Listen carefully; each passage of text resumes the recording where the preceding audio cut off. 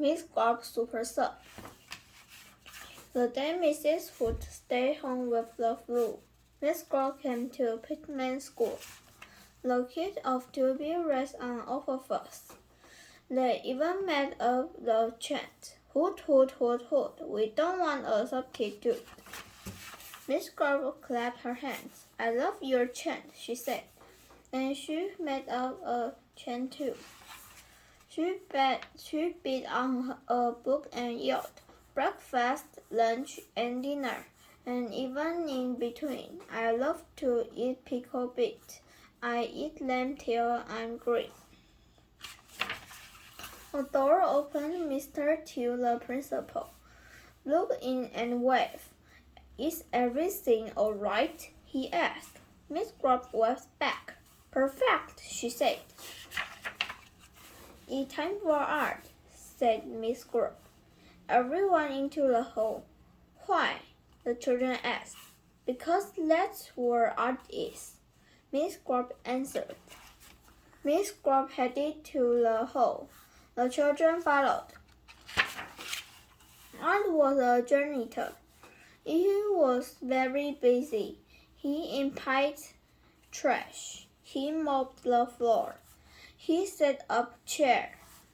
He cleaned the fountains. The class drew pictures of him. While he worked, Miss Grubb clapped. "Very good art," she said. Back in room 2B, Miss Grubb called Giggle Break.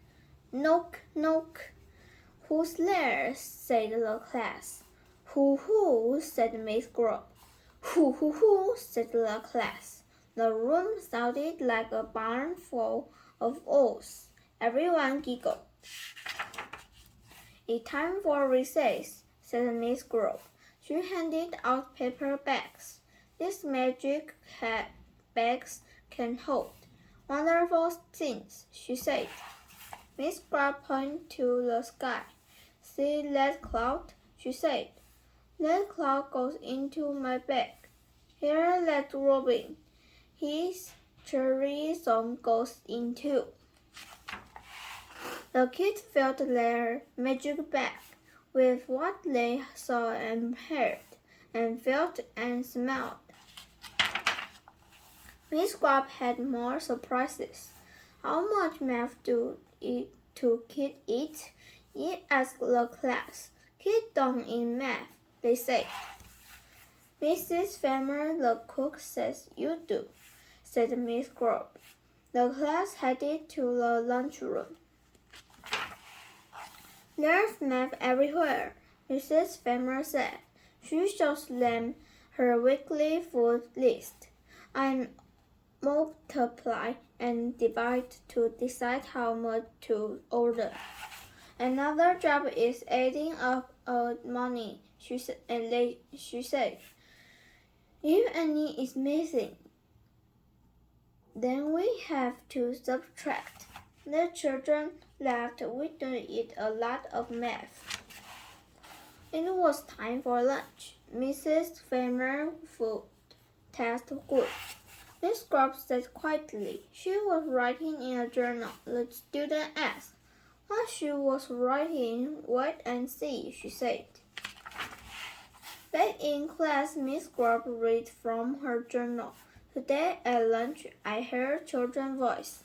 Tonight when I go to bed, I will remember the sound. It will lull me to sleep." "Want to meet a monster?" Miss Grubb whispered. "Where?" the kid asked. "Right on your hands," said Mrs. Telling. It was school nurse. Mrs. Telling smiled. "To meet a monster, look at your hands." She said that germs and monsters so small, they can hide on skin. She showed everyone how to scrub their hands with soap and water. "We don't want monsters hiding on you," she said. Later, Miss Grubb promised to send all the students on their own special trip. "Where would you like to go?" she asked. Everyone shouted at once. The ocean, the mountains, the moon. No problem, said Miss Grubb. She took them to the library. The students told the library where they want to go. Mrs. Larimore helped them find the perfect book to take them there. Miss Grubb winked. Won't Mrs. Hood be surprised at where you have been? Back in the classroom, Miss Grubb asked, Can you crack my spelling code? She told the students to print their names on pieces of paper and to make the first letter big.